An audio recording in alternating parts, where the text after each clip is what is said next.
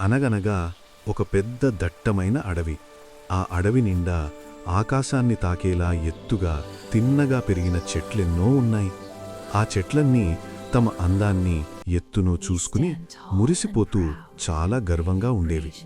కాని ఆ అందమైన చెట్ల మధ్యలో ఒక చెట్టు మాత్రం వంకర్లు తిరిగి చాలా వికారంగా ఉండేది.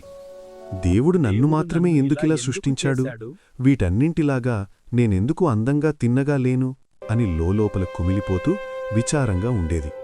కొన్నాళ్లకు ఒకరోజు పదునైన గొడ్డలి పట్టుకుని ఒక కలప కొట్టేవాడు ఆ అడవికి వచ్చాడు. అతను అడవిలో ఉన్న చెట్లన్నింటినీ పరీక్షగా చూశాడు. ఎత్తుగా తిన్నగా ఉన్న చెట్లను చూసి మురిసిపోయాడు. ఆహా, ఈ చెట్లు నా పనికి సరిగ్గా సరిపోతాయి అనుకున్నాడు. అలా చూసుకుంటూ వెళ్తున్న అతని కన్ను ఈ వంకర చెట్టు మీద పడింది. ఛీ, ఈ చెట్టు కాండమంతా వంకర్లు తిరిగి ఉంది. దీన్ని నరికినా నాకెందుకూ పనికిరాదు, దీనివల్ల ఎలాంటి ఉపయోగం లేదు అని దాన్ని వదిలేశాడు.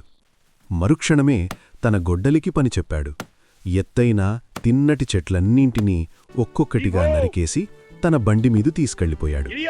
అదంతా చూస్తున్న వంకర చెట్టుకు అప్పుడు అసలు నిజం అర్థమైంది. ఇన్నాళ్లు నా రూపం చూసి నేను చాలా బాధపడ్డాను. కాని ఈరోజు నా ప్రాణాలను కాపాడింది ఆ రూపమే కదా.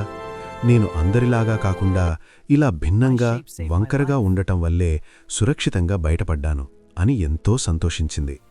నాటినుంచి తనను తాను ఉన్నదున్నట్లుగా అంగీకరించి ఆనందంగా జీవించడం మొదలుపెట్టింది. నీతి: మనలో ఉన్న లోపాలను చూసి మనం ఎప్పుడూ కుంగిపోకూడదు. లోకంలో ప్రతిదానికి ఒక పరమార్థం ఉంటుంది. అలాగే ప్రతి ఒక్కరిలోనూ ఏదో ఒక ప్రత్యేకత ఉంటుంది. మనకున్నదానితో సంతృప్తిగా సంతోషంగా జీవించాలి.